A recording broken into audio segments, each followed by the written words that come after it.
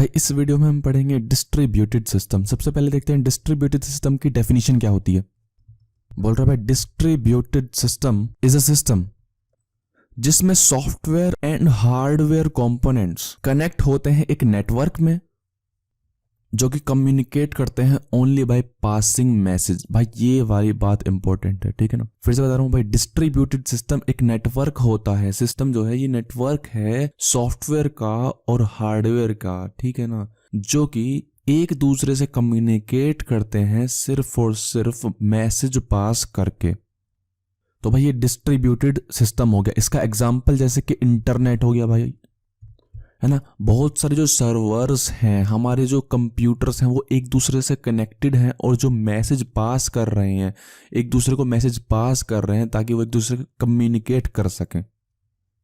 तो अब देखते हैं इसके कैरेक्टरिस्टिक्स क्या हैं। डिस्ट्रीब्यूटेड सिस्टम की 5 कैरेक्टरिस्टिक होती हैं भाई। पहली होती है हेट्रोजेनिटी, दूसरी होती है ओपननेस, तीसरी होती है सिक्योरिटी, चौथी होती है स्केलेबिलिटी और भाई 5वीं होती है कॉनकरेंसी।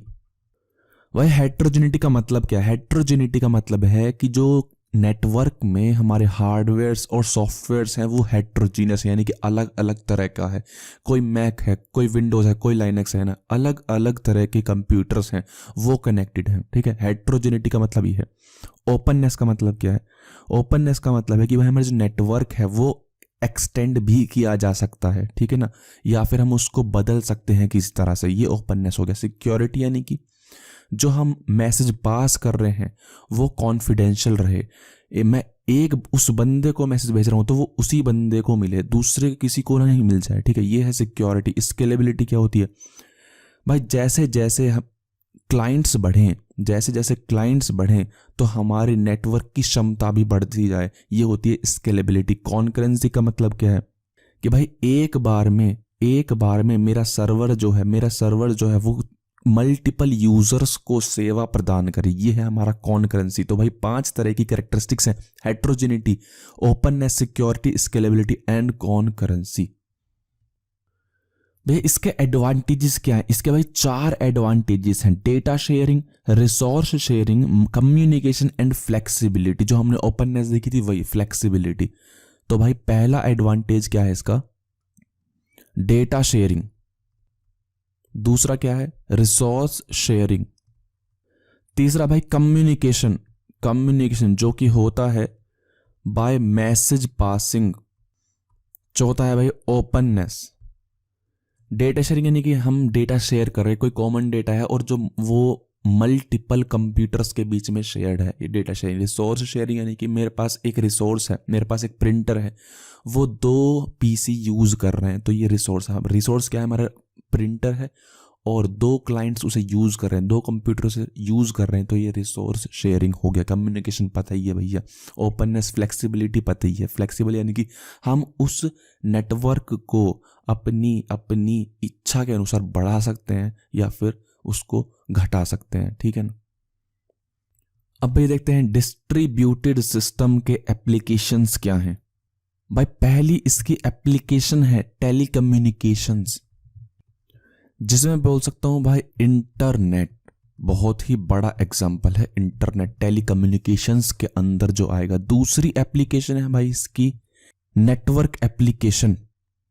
नेटवर्क एप्लीकेशन में इसका एग्जांपल आ जाएगा भाई WWW, वर्ल्ड वाइड वेब।